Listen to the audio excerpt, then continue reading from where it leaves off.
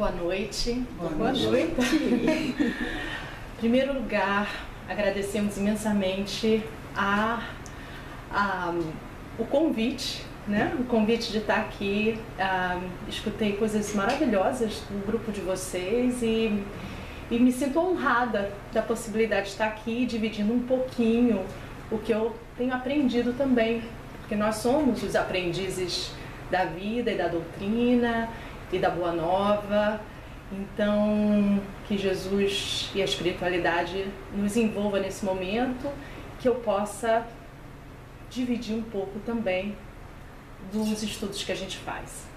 Bem, em primeiro lugar, a cortina do eu é do Fonte Viva, Emmanuel, psicografia do nosso querido Chico. E é, em primeiro lugar, Arnaldo Rocha, que foi contemporâneo de Chico Xavier, que foi quem conhece o espírito de Memei, foi o marido de Memei na vida, no mundo material, né? Fora outras reencarnações juntas que eles tiveram. Mais uma vez, ele já desencarnou há pouco tempo. Eu o vi dando uma entrevista e ele falava de Emmanuel. E ele teve uma hora que ele falou assim: eu vou falar, eu sou louco por Emmanuel. Mas ele falou de uma forma tão, eu sou louco por Emmanuel. E aí eu fiquei pensando naquilo e qual foi o sentimento que nasceu de mim naquele momento? Eu falei, mas eu também sou louca por Emmanuel. E muitas vezes eu oro por Emmanuel, agradecendo esse manancial de informação, do detalhe da obra do Cristo, de Paulo, de como ele interpreta e nos traz isso, e que me ajuda imensamente na minha vida. Eu abro a minha oração matinal abrindo um dos livros, Fonte Viva, você também? E vou dormir também. Então, Emmanuel faz parte do meu dia, do meu dia a dia, né? Então, a gente tem muito agradecimento ao espírito de Emmanuel e de Chico Xavier, que foi o instrumento dessa psicografia maravilhosa. E a Cortina do Eu é um dos textos mais agudos. Pergunta é, primeiro, por que estamos aqui? Porque nesse domingo, que a gente podia estar na praia, né? Viemos ao Centro Espírita. O que queremos da doutrina espírita? O que queremos do Cristo? O que queremos do Evangelho? Essas são perguntas que nós temos que fazer. A grande beleza da doutrina espírita é que a gente pode perguntar tudo, né? Podemos questionar tudo. Olha que maravilha, né? Não existem dogmas, a gente questiona. E são questionamentos internos, porque ninguém vai fazer o trabalho pela gente. Essa é um dos patamares do Evangelho e da doutrina espírita. O trabalho é feito por cada um de nós. Então, a cortina do eu, o que Kardec não, o que Emmanuel quis dizer com essa expressão, né? A cortina do eu. O que é uma cortina? Aqui, por exemplo, a cortina está aqui protegendo a gente do sol, né? Ou está nos escondendo do mundo exterior, não é verdade? Cortinas, às vezes, eles delimitam duas partes de um lugar, não é verdade? E se você perceber, o eu aí está pequenininho. Por que Emmanuel botou o eu pequenininho? Ele estava falando do espírito, do self? Não. Ele estava falando do ego, da nossa personalidade aqui e agora no mundo material. E por que ele põe uma cortina? O que essa cortina está fazendo, essa separação? Então o trabalho de hoje é essa. A gente vai botar essa cortina para baixo. A gente não vai ter mais essa cortina, porque essa cortina justamente evita o nosso crescimento, né? Então a gente vai entender tudo isso. Mas o que a doutrina vem nos falar é o que Jesus já veio nos falar há muito tempo. E Paulo começa essa mensagem justamente um desenvolvimento de uma frase de Paulo, porque todos buscam o que é seu e não o que é do Cristo Jesus. Cristo Jesus, Paulo não estava falando do mito Cristo Jesus.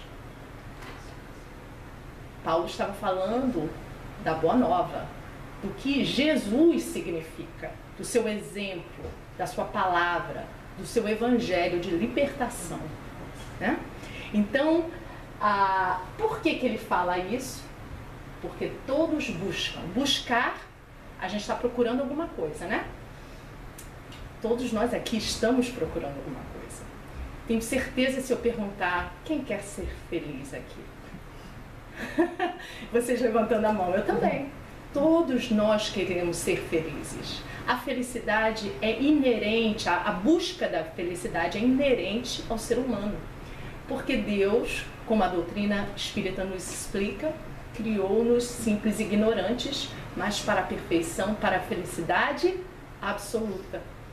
E essa busca da felicidade que todos nós aqui estamos a percorrer, né?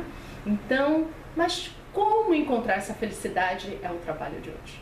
Então eu fiquei pensando que primeiro a gente tem que mudar, para a gente começar a entender o Evangelho, o que Jesus quer de nós, temos que mudar o nosso paradigma, o nosso modo de ver as coisas. Porque quando a gente muda o nosso modo de ver as coisas, a gente muda o nosso pensamento, o nosso sentimento, a nossa forma de agir, né? Por quê? Vamos pegar um exemplo. Vamos dizer, um mapa, ele mostra um território inteiro? Não. Ele mostra o quê? Partes de um território, né? Então, você pode pegar, por exemplo, vamos pegar Nova York. Eu posso fazer um mapa de Manhattan, um mapa de Queens, um mapa de outras regiões, mas não vai ser Nova York inteiro. Vai ser uma parte, não é? Paradigma é um pouquinho assim, tá? São mapas. Só que a gente pode pegar um mapa errado. Então eu ia fazer uma brincadeira aqui, mas não cabe muito, mas a gente vai fazer. Por exemplo, porque eu tive uma guia. A minha guia foi a Márcia que me trouxe. Então, ela tinha um mapa certinho. Mas se eu pegasse, vou até o Ceará, e alguém fala assim, eu tenho um mapa. Olha aqui, é esse aqui, ó. Me dá o endereço. Mas esse é o mapa de Newark? Não. Central Park aqui. Esse é o mapa de o quê? Manhattan, né? Eu chegaria ao grupo fraterno, Seara do Bem? Nunca. Eu podia estar com a minha vontade, andar rápido. Eu ia chegar? Nunca. Porque o mapa está errado, né? Então, o nosso paradigma, enquanto seguidoras do Cristo, espíritas, o nosso mapa é outro. E a gente está usando o mapa errado. Estamos usando o mapa do eu menor. Esquecendo, e Jesus já veio trazer esse mapa há muito tempo. Ele não veio dizer pra gente, eu sou o caminho, a verdade e a vida? Ninguém vem ao Pai senão por mim? Então ele já veio nos trazer o mapa, o caminho, né? Hoje eu tive a Márcia me trazendo aqui, então eu não me perdi. Mas para eu chegar à felicidade plena, para eu chegar à missão que Jesus nos pediu de amar, eu preciso seguir esse caminho. É por isso que a gente tem que mudar o paradigma. E qual é o paradigma? Tem vários, né? O paradigma do amor. Olha, para começar, Jesus nos introduziu um pai amoroso. Porque antes o pai era o quê? Punitivo, né? Se você não faz, era um pai que pedia coisas de você, né? O nosso Deus era um pai que as pessoas tinham medo. Jesus veio trazer um pai amoroso, misericordioso, né? Ele veio trazer um pai que educa e não pune. Esse é o pai. Olha o paradigma. Quando a gente olha a Deus com esse olhar, a gente já vibra para Deus diferente. A gente já se olha na sua criação diferente, né? Então, olha os paradigmas. E quais são os paradigmas de nós espíritas? somos espíritos imortais. Nós não morremos. Se a vida material acabar, a vida espiritual não acaba. Olha que paradigma maravilhoso, que ideia que modifica a nossa vida. Olha outro. Nós viemos aqui para aprender. Deus não nos pune. Ele nos educa através do amor. Né? Amar a Deus sobre todas as coisas e ao próximo como a si mesmo. Joana de Ângeles diz que a gente ainda não consegue amar a Deus na sua totalidade, né? Então, ela nos indica um outro meio. Amar o próximo primeiro. Amar a si e amar ao próximo. Porque também, se você não se ama, você não pode dar amor. A gente só dá para o outro o que nós temos. Não é verdade? A gente não pode dar coisas que nós não temos dentro de nós. Então, esse é um outro paradigma. Olha que beleza, olha que maravilha. É libertação. E essa libertação vem com a ideia da matéria. Né? Porque o eu pequeno é quem nós nos vemos agora. Mas a Débora não é a Débora. Porque a Débora já teve muitas encarnações. Então, a Débora já foi João, José, Maria, estou botando todos os nomes, tá? Né? Zaqueu, enfim, nós tivemos já várias reencarnações. Então, nós não somos essa personalidade. Mas, porque não acreditamos, nos ligamos a essa personalidade. Não sei o que você fez na faculdade, mas vamos dizer, Débora é advogada. Débora, você não é advogada, tá? Você está advogada nesse momento. Você está agora, nesse momento, assim, mas você não é isso. Porque isso sai, né? Isso vai embora. Então você não é os títulos que você tem. Você não é a casa que você angariou. O trabalho faz parte da lei do progresso, a lei do trabalho, tudo isso é lei divina. Mas o que eu estou querendo dizer é que nada exterior, que não é eterno, diz quem nós somos. E por que nós nos agarramos a isso?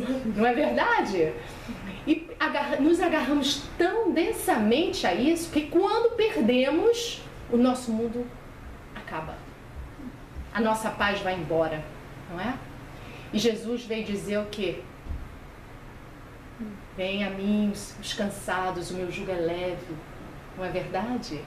Então Jesus falou, não se turbe o vosso coração. Por quê? Porque a gente tem que dar ênfase a quem nós somos. E quem nós somos? Espíritos imortais. Vivendo uma experiência na carne. Que vai acabar. Mas nós não. Então é esse paradigma que a gente vai começar a trabalhar e o tempo passa, né? Estou vendo, tem muito material, mas a gente vai fazendo conforme dá.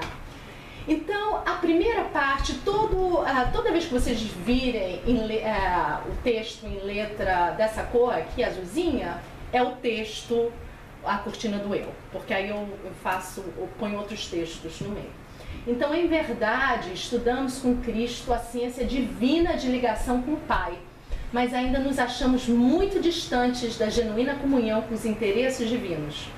Por trás da cortina do eu, conservamos lamentável cegueira diante da vida. Então, aí ele já começa o texto dizendo que reencarnamos para trabalharmos a nossa comunhão com Deus. Não foi isso que Jesus falou? Amar a Deus, primeiramente, acima de todas as coisas, e ao próximo como a si mesmo. Então, nós sabemos, quando estudamos a progressão dos espíritos, que os espíritos puros estão em completa comunhão com Deus. Jesus não falava, eu só faço a vontade do Pai, porque ele estava em completa comunhão com Deus. E é essa comunhão que Jesus veio nos ensinar, o caminho para essa comunhão. Como é essa comunhão? é o amor. Mas como amar? Que a gente não ainda consegue, né? Então, por trás da cortina do eu, conservamos lamentável cegueira diante da vida. Então, o que ele diz aqui? Que o nosso apego à personalidade, à matéria, nos cega para ver a vida. Ele não está falando da vida material, mas a real vida de todos nós, que é a espiritual. Somos espíritos vivendo uma experiência na carne. Não é o contrário. Não estamos na carne e de vez em quando viemos ao centro, temos uma experiência espiritual. Não. Então a nossa vida tem que ser pautada nesses princípios. A gente tem que ver a vida nesses princípios. Então eu prometo para vocês que se vocês começarem a ver a vida com esses olhos, vocês vão ter vida plena. Porque nada, não estou dizendo que vocês não vão ter problemas. Não, vocês vão ter problemas, porque faz parte da vida. A gente veio aqui para resolver problemas, né? Para nos resolvermos, mas tudo vai ter um outro perfil. A gente olha para a realidade de uma outra forma, encara ela com coragem, né? Se a gente olha para Jesus, quando ele passa pela sua crucificação, ele passa de uma forma o quê? Digna, corajosa. E Jesus não é o modelo e o guia? O que é modelo e guia? Ele está nos guiando para essa comunhão com Deus. E modelo o quê? Nós temos que imitá-lo. Não é? Ele não falou, quem quiser seguir-me, carregue a sua cruz, a sua problemática e ande. Ele falou, reclame o tempo inteiro, sente no chão e não levante? Não. Jesus era proativo.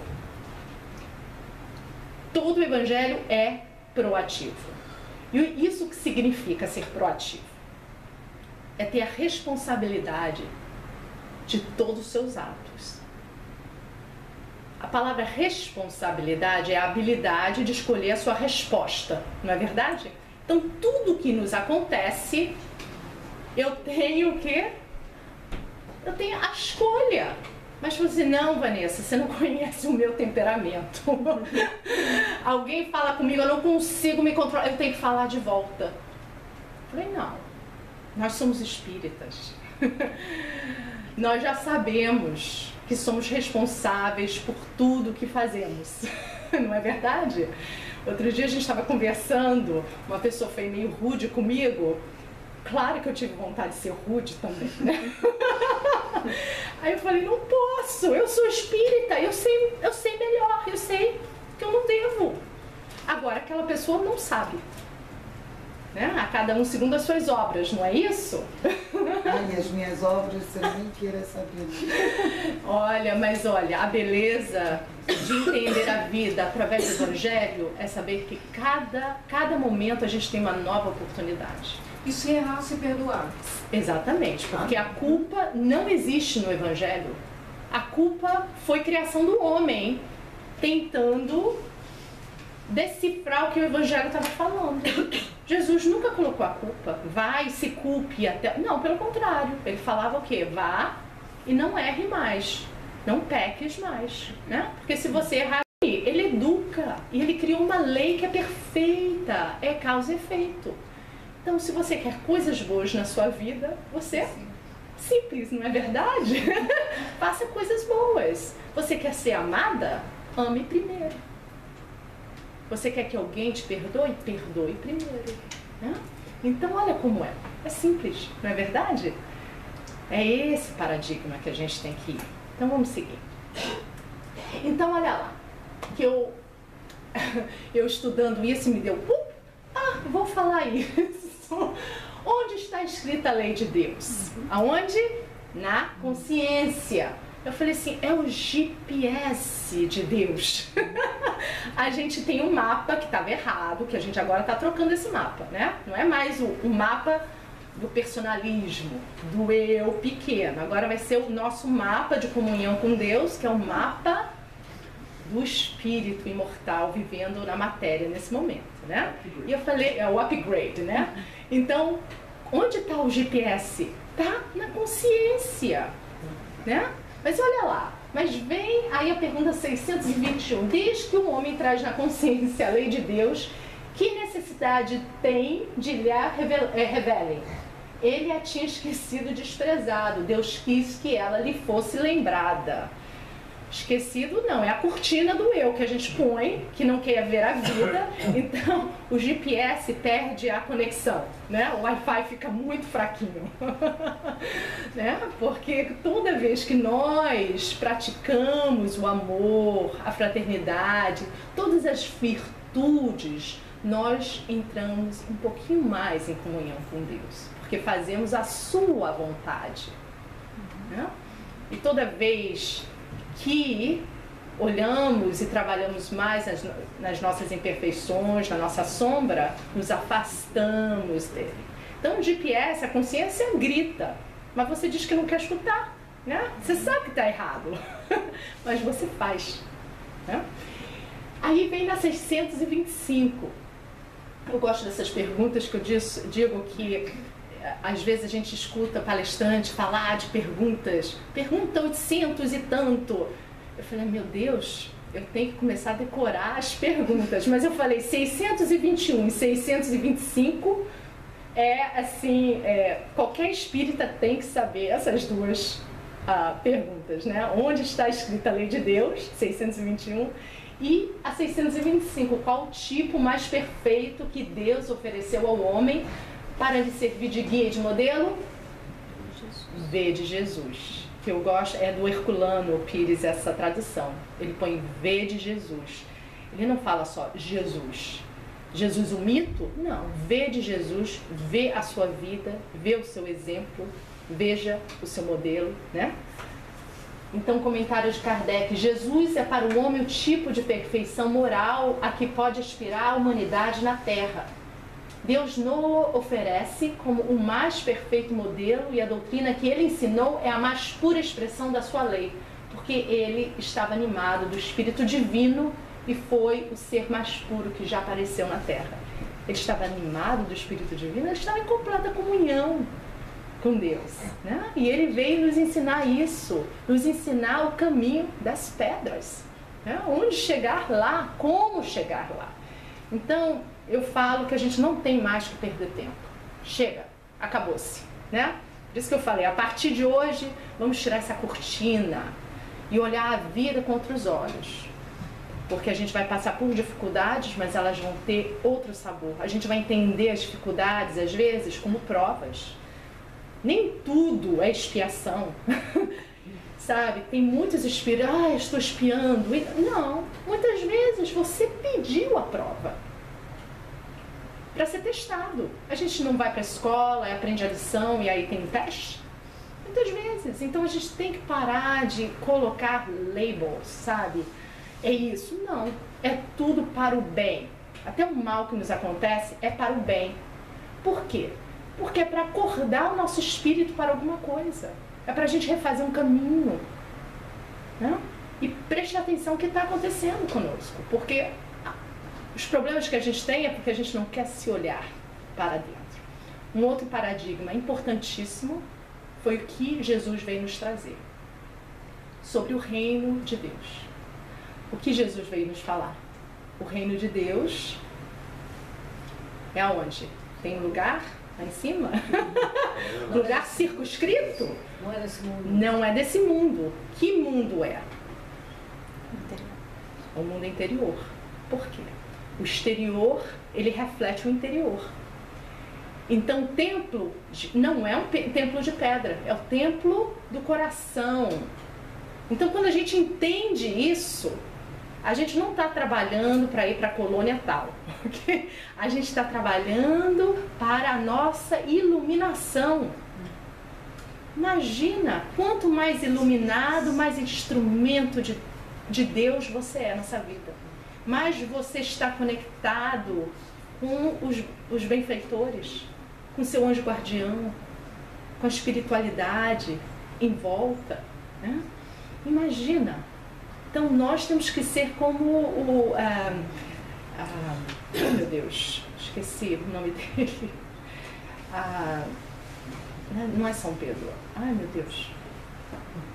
Senhor, fazei-me instrumento. Francisco de Assis. Francisco de Assis. Ele está até aqui no meu Francisco de Assis. Senhor, fazei-me instrumento de vossa paz. Francisco de Assis entendeu perfeitamente por que estamos aqui. Ele entendeu quando Jesus falou: eu não vim para ser servido, eu vim para servir. Se ele é nosso guia e modelo, é isso que a gente tem que começar a fazer. Mas o eu pequeno quer ser o quê? Servido. E aí a gente vai continuar e vamos entender por quê. Examinemos imparcialmente as atitudes que nos são peculiares nos próprios serviços do bem, de que somos cooperadores iniciantes, e observaremos que mesmo aí, em assuntos de virtude, a nossa percentagem de capricho individual é invariavelmente enorme. A antiga lenda de Narciso permanece viva em nossos mínimos gestos, em maior ou menor porção, em tudo ou em toda parte, apaixonamo-nos pela própria imagem. Olha que interessante Emmanuel trazendo o mito de Narciso, né? Porque ele está dizendo, mesmo quando a gente vai fazer o bem, o nosso ego está ali. Será que tem alguém olhando? Tira uma foto. Tira uma foto, estou fazendo bem. Facebook. No Facebook, né? Estou aqui fazendo bem. Será? Olha o que ele diz, para a gente prestar atenção. Tem que ser genuíno. A gente não tem que fazer para estar recebendo alguma coisa de volta. Tem que ser sem nenhuma intenção. Por quê? Porque o mito de Narciso ainda é muito forte nas nossas vidas. E o que é o mito de Narciso? Rapidamente falando, eu não preciso nem ler tudo isso, mas o Narciso se apaixona. Né? Em Ovídio ele fala que os pais de Narciso, quando ele nasce, ele é muito bonito. E vou ler só a primeira parte. E aí hoje a gente... Segundo Ovídio, Narciso era um rapaz plenamente dotado de beleza. Seus pais eram os deuses do rio Cefiso e a ninfa Liríope. Dias antes de seu nascimento, seus pais resolveram consultar o oráculo Tiresias para saber qual seria o destino do menino. E a revelação do oráculo foi que ele teria uma longa vida desde que nunca visse seu próprio rosto. Só que aí eu rapidamente vou falar, não vou ler não. Mas, então ele era belíssimo e ele era cheio de si. E não dava muita bola para as pessoas, para as deusas, as ninfas, né? E aí uma ficou muito danada e pediu para Afrodite dar uma lição para ele. E Afrodite faz de uma forma que ele se olha no rio, né? No lago, e ele se apaixona por si próprio. Olha, todos nós, né? Se apaixona por si próprio e define ali, porque ele não consegue sair dali. E narciso, vem de uma palavra, haki, se eu não estou enganada, uma palavra grega, que significa entorpecimento. Narcótico vem dessa palavra. Imagina, se a gente começar a pensar nisso, é isso mesmo. A gente fica emocionalmente entorpecido pela nossa pessoa, pelo bem que nós fazemos, quão legais nós somos, não é? O que nós temos, como nos vestimos, né? Tudo isso faz parte. Então, por que ele está falando isso? Porque ele está dizendo, isso é a cortina do eu. O mito de Narciso, que está impregnado em nós, é a cortina do eu. E a gente tem que, cortar não, tirar, né? Tira a cortina. Vamos olhar a vida com outros olhos. Outro dia me veio com inspiração através de uma amiga, Jesus veio trazer as verdades amorosas. Então, quando a gente fala assim, as verdades amorosas, a Boa Nova, o Evangelho, são as verdades amorosas. Isso significa que a gente está falando isso, mas a gente tem que ter amor pela gente. Não esse eu pequeno. Mas qual é o amor nosso como espírito imortal? Que a gente quer fazer o melhor. Apesar de todas as dificuldades, nós vamos fazer o melhor. Nós vamos dar para a vida o melhor que nós podemos. Então, quando a pessoa foi rude comigo, eu podia ter sido rude, eu tinha uma justificativa, ele foi rude, não é? Mas eu tinha que ser proativa. Então, eu tinha que dar o meu melhor para a pessoa. Agora, se eu perdi o meu cool, porque às vezes a gente perde, né? A gente não vai ficar, meu Deus, eu não sei. Não, próxima vez eu vou, né, fazer melhor. Porque a culpa não tem que existir. Nós somos espíritas. É o cristianismo redivivo, é a libertação. Então a gente tem que começar a viver tudo isso, né? Então, eu vou passar isso porque é um pouquinho mais acima. É mais ou menos o desenvolvimento da outra parte. Enfim, porque depois da humildade perante Deus, a caridade para com o próximo é a primeira lei de todo cristão. Então, olha aqui. Qual é? A gente está falando aqui da humildade, está no Evangelho segundo o Espiritismo. Por que eu comecei a falar de humildade? Qual é o outro lado da humildade? Qual é a virtude? É a humildade. E qual é o outro lado? Qual é a sombra da humildade? Orgulho. Orgulho. Orgulho e vaidade, tá ali, né? São irmãs. São irmãs. Orgulho. E orgulho está diretamente ligado com esse eu pequeno. É o orgulho. Então a gente vai agora trabalhar essas duas correntes, que é o orgulho e a humildade. Nós sempre falamos o que o espírita, o que define o espírita? É aquele que sai falando do espiritismo? Não, é aquele que trabalha incessantemente as más tendências, né? Nós temos que ser a carta viva do espiritismo, a carta viva de que somos cristãos. É isso, é o nosso exemplo, não é verdade? É a nossa vida, é como enfrentamos as dificuldades, né? Enfrentamos as dificuldades. Então, eu ia falar que outro dia, vou falar aqui uma brincadeirinha que ontem eu e a minha amiga Márcia conversando, e a gente está sempre falando de espiritismo. Quem está do nosso lado deve falar, que saco, só conversa sobre isso, sobre coisas espirituais, sempre estamos conversando. E aí, a gente estava esperando o elevador, aí aparece daquelas baratas, verão, né? Voadoras. Mas ela estava descendo, andando assim na parede, aí daqui a pouco ela falou, tem uma barata, e as duas... Mas não gritamos. Aí ela falou, a gente não gritou? Eu falei, ai, que bom, já crescemos em alguma coisa. Já estamos controlando o nosso emocional. Mas quando ela começou a voar, a gente entrou no elevador, fechando a porta. Então é isso também. A dificuldade aparece. Quem aqui já não perdeu o trabalho, já não apareceu com problema de saúde, já perdeu a pessoa amada, tem um ente amado no hospital, passando dificuldades, todos nós, né? Mas a problemática não é pra gente se desesperar, gritar, não. É pra gente enfrentar com coragem, com dignidade.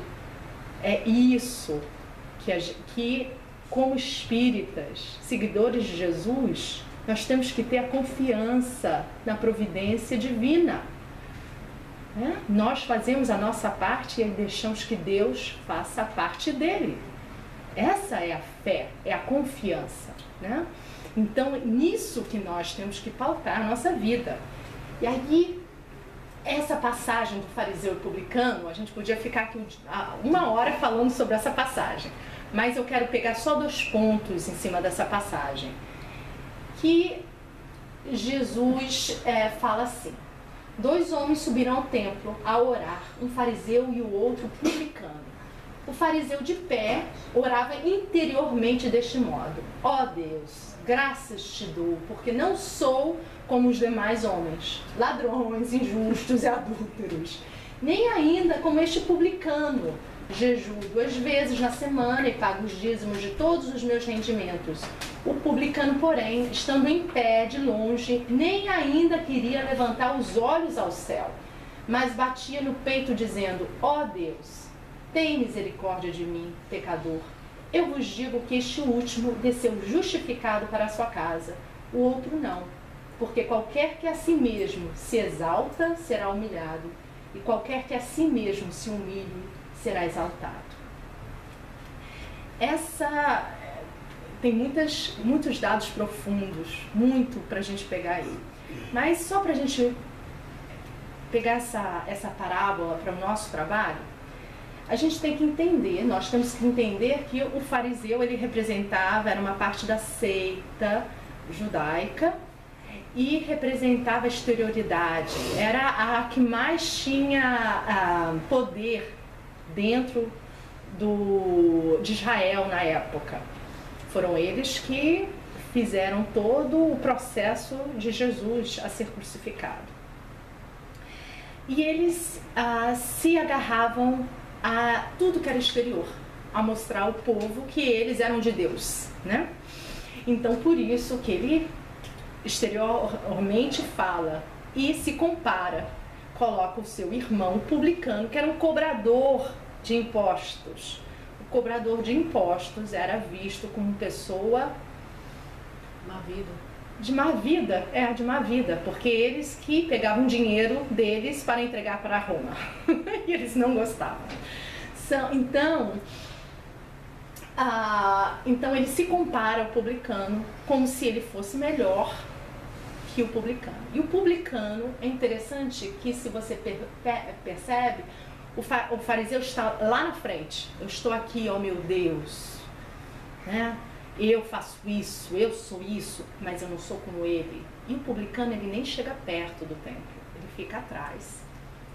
E ele bate no peito dele, o que na época significa que eu sei, minha culpa, eu sei, eu sou pecador. Ele se vê nas suas deficiências e ele vai ao templo. O templo aí é a sua ligação com Deus, a sua comunhão com Deus. Então Jesus está falando que aquele que se exaltar será humilhado e aquele que se humilhar será exaltado. Por quê? Jesus está falando agora da necessidade para a comunhão com Deus da humildade. Não vamos conseguir ter essa comunhão se somos orgulhosos, se estamos vivendo apenas para a nossa pessoa, nos colocando, porque justamente é uma imagem, tá? O orgulhoso, o egoísta, ele se coloca no meio e o resto gira em volta, inclusive Deus gira em volta. Então, é aquele que faz barganha com Deus e que se rebela diante da vontade de Deus. Porque é isso que os espíritos falam. Orgulho é rebeldia, não aceitação dos desígnios de Deus. Então, ele nem se olha. Como ele tem deficiências, para ele se sentir um pouquinho melhor, ele tem que botar as pessoas para baixo. Que aí ele se sente melhor. É isso que o orgulhoso faz. Então ele já começa a chamar as pessoas de nome, já começa a dizer o que ele tem que o outro não tem, que eu sou melhor, que o outro não é? É o orgulhoso, que na verdade é um espírito de por que estamos aqui. Né? E o humilde é aquele que aceita o desígnio de Deus, em primeiro lugar. Por isso que antes, olha aqui, antes está aqui, enfim, porque depois da humildade perante Deus, a caridade para com o próximo é a primeira lei de todo cristão. Então, para a gente começar a trabalhar a lei de amor, nós temos que ser humildes. Vocês já pensaram nisso? A gente tem que aceitar, seja feita a vossa vontade antes da minha. E aí tem uma historinha de um sábio que estava numa embarcação e de repente tem uma tormenta e é uma loucura Quando acaba a tormenta, ele vê que quando está chegando à ilha onde ele teria que ir, ele vê que a embarcação do seu mestre, que estava na frente, tinha sido quebrada, estava em pedaços na água. Aí ele falou, bem, meu mestre morreu, né? Ele não ia sobreviver dessa tormenta. Aí ele chega na ilha e quando ele vai lá para o lugar de estudo, ele vê o seu mestre sentado, ensinando. E ele fica, mestre, o que aconteceu? Como o senhor sobreviveu àquilo? E ele calmamente me falou, foi muito fácil. Eu, de repente, encontrei um pedaço de madeira e me agarrei a esse pedaço de madeira. Não, mestre, come on, né? Meu Deus, era uma tormenta terrível. Não, o senhor não ia. Ele falou, não, muito simples. Toda vez que a onda vinha, eu me inclinava. Eu me inclinava na onda. Quer dizer, a onda só o levava, não era isso? Ele se inclinava à vontade da onda, à vontade de Deus. Ele não foi contra a vontade de Deus, né? Então isso é uma lição para a gente, para todos nós. Quando as coisas acontecem conosco, nós temos que entender por que estão acontecendo conosco. Não é causa e efeito? Não é tudo para a gente começar a despertar as nossas virtudes, trabalhar as nossas virtudes? Porque todos nós aqui temos algumas virtudes já alcançadas, mas também temos a nossa sombra, as nossas imperfeições. E eu falo que espírita tem que saber quem ele é, tem que saber qual é a sua problemática, né? Porque se a gente sabe da nossa problemática, podemos o quê? Trabalhá-la. E trabalhar não é cortar a sua sombra, a sua imperfeição, mas é iluminar-se, iluminar o seu interior. Como? Trabalhando nas virtudes. Trabalhando nas virtudes. Então, quando eu tenho aquele sentimento que vai puxar minha sombra para fora, eu vou fazer o lado ao contrário. Eu vou amar, eu vou perdoar, né? Muitas pessoas falam assim, não consigo perdoar. Não! Você tem o dever de perdoar. Não é se a pessoa merece ou não. Você quer ficar ligado àquela pessoa porque é uma ligação energética. Não, desfaz o elo. Desfaz. Se a pessoa não te perdoar, aí o problema é dela. Ela vai ter que lidar com isso perante Deus em outra circunstância. Mas você deixou a coisa embora. Entendeu? Então, o que Jesus está nos pedindo? Essa comunhão com Deus, temos que ser humildes. E humildade é o primeiro ponto para podermos começar a trabalharmos o amor. Porque o amor não é a tônica de todo o Evangelho? Não é a tônica da proatividade do Evangelho? Que é proatividade, né? É a habilidade de nós escolhermos a resposta de tudo que nos acontece para o bem. Para o bem, para o bem. Porque nós podemos... Olha, pessoa proativa, por exemplo, pode chover, pode nevar, pode estar um sol. Se a pessoa decidir ser feliz, ela vai ser feliz com sol, com chuva, com neve. Não é verdade? Agora, pessoa que é reativa, choveu, ai, um dia horroroso. Aí já mudou o seu clima? Né? Nevou, ai, que horror. Ai, que horror, já estou de baixa astral. O quê? Não, a gente escolhe ser feliz todo dia. A boa nova é alegria. É alegria. Não tem um momento na boa nova que, claro, teve momentos graves no Evangelho, na passagem de Jesus, mas você não vê Jesus depressivo. Não, ele estava sempre agindo para o bem, né? Para deixar a todos nós o seu modelo, né? Para nós imitarmos. Então ele fala aí, bem-aventurados os pobres de espírito, porque deles é o reino dos céus. A incredulidade se diverte com essa máxima, bem-aventurados pobres de espírito, como muitas outras coisas que não compreende. Por pobres de espírito, entretanto, Jesus não entende os tolos, mas os humildes. Diz que o reino dos céus é destes e não dos orgulhosos. Então Jesus já veio nos trazer a necessidade da humildade. Que o reino dos céus é para os pobres de espírito, para os humildes. E os humildes é aqueles que encaram a vida como uma aprendizagem. É uma aprendizagem. O que eu tenho que aprender disso tudo, né? Então aí está falando já do orgulho, mas aí tem uma parte que eu achei interessante, porque a gente vai falar aqui, talvez eu estou falando de orgulho, você não, a Vanessa está equivocada. Eu não sou orgulhosa, eu sou humilde, eu já aprendi, né? Aí eu comecei a olhar esses pontos e eu falei, gente... Tem orgulho de ser humilde. Tem orgulho de ser humilde. Eu falei, gente, tem momentos que eu acho que eu sou orgulhosa, porque, olha lá, reações e características do tipo predominantemente orgulhoso são amor próprio muito acentuado, contraria-se por pequenos motivos, reage explosivamente a quaisquer observações ou críticas de outrem em relação ao seu comportamento. Pessoa orgulhosa não aceita crítica de jeito nenhum. Fala assim, mas é crítica construtiva, não adianta. Não tem construção para um orgulhoso, né? Não aceita.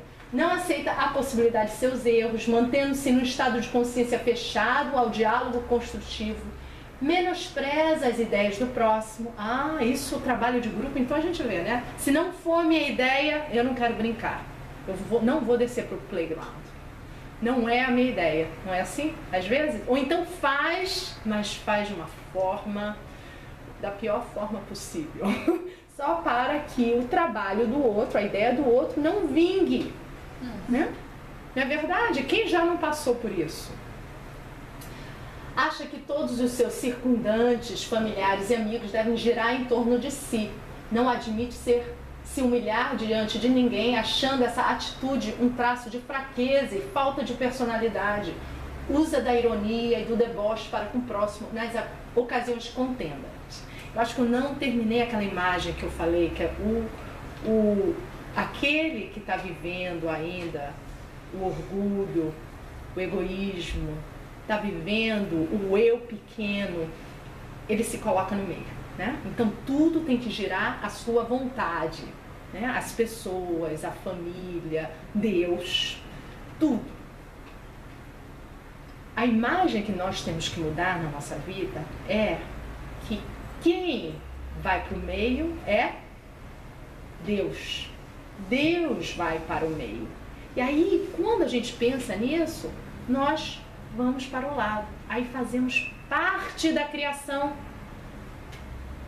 E quando nós fazemos parte da criação, ninguém é melhor do que ninguém. Nem mesmo aquela arvorezinha ali, lá fora, eu sou melhor que aquela árvore. Porque não é parte. Amar a Deus sobre todas as coisas é amar a sua criação. Não é verdade? O planeta não me pertence. Pertence a Deus. Então eu tenho que cuidar dele. Percebe como isso é um paradigma, isso é uma mudança de paradigma, uma mudança de visão. A gente coloca aí, o que acontece? O orgulhoso, geralmente, a gente vê aquelas figuras de orgulho, as pessoas são altivas, né? O queixo para cima, não é? Eu sou melhor do que os outros. Geralmente, essa imagem altiva, você não olha a pessoa nos olhos. Você está sempre olhando ela acima, não é verdade? Quando você não olha na pessoa no mesmo nível, você não tem empatia por ela. Você se sente desconectado daquela pessoa. Ela não é igual a você. Ela não sente da mesma forma. Então é isso que nós temos que trabalhar. O olhar é a humildade. A gente olha o próximo com as mesmas dificuldades que eles têm. Ele tem a mesma dificuldade. Ele sente também dor. Ele sente quando alguém magoa a pessoa. Ele sente felicidade, ele sente amor, né? Nós somos seres humanos. Isso que é bonito. Nós não somos ideias, as ideias nos levam. Mas primeiramente somos filhos de Deus, isso que nos une. Então quando nós colocamos Deus no meio e nós fazemos parte disso, a vida se torna a glória de viver que Jesus falava. É a glória, porque você se sente parte.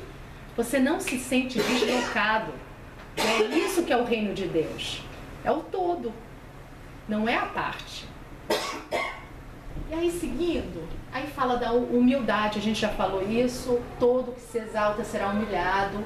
E aí eu quero chegar numa parte, tá vendo? A gente podia ficar aqui mais pelo menos meia hora para eu terminar.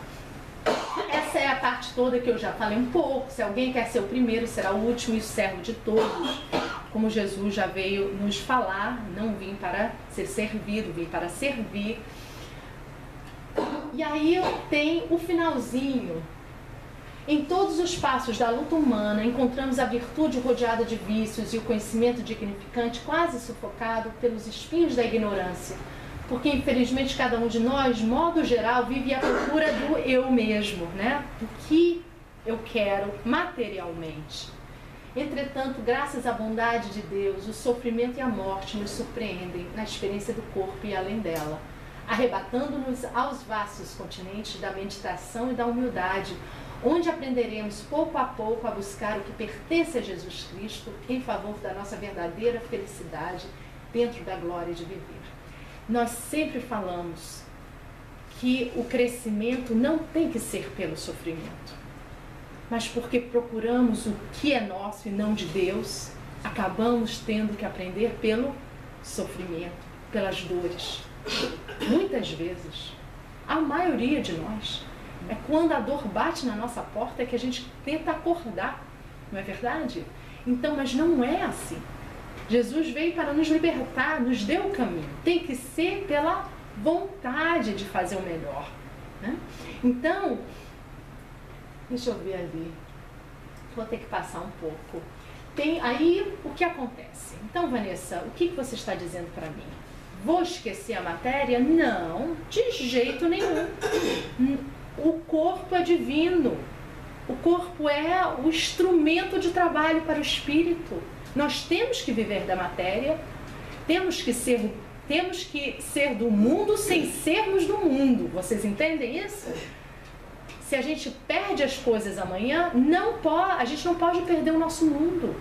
Se a gente perde as pessoas amadas amanhã, a gente não pode perder o nosso mundo, porque nós sabemos que o espírito não morre.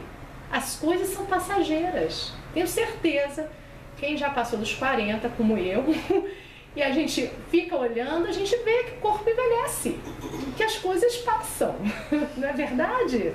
Então, por que nós nos agarramos a isso? Se vai passar.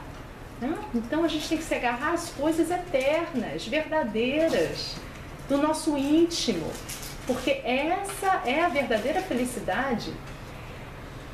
E aí, rapidamente, eu botei essas fotos aí, por quê?